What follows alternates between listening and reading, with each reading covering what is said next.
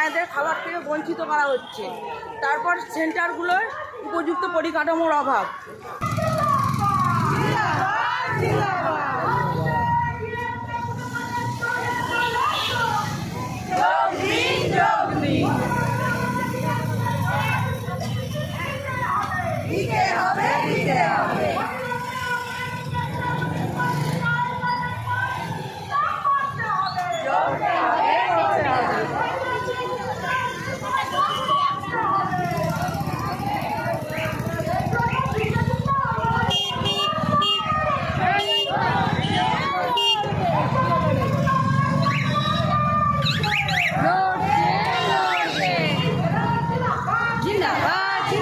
বাচ্চাদের শিশুদের মায়েদের খাবার থেকে বঞ্চিত করা হচ্ছে।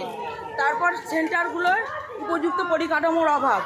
দীর্ঘদিন আমার সেন্টারেই গত 9 বছর ধরে কোনো হেল্পার নেই। হেল্পার কর্মীর কাজ একা করছি, তার উপর ইকেওয়াইসির কাজ চাপিয়ে দেওয়া হচ্ছে। আমরা কর্মীরা অসুস্থ হয়ে পড়ছি।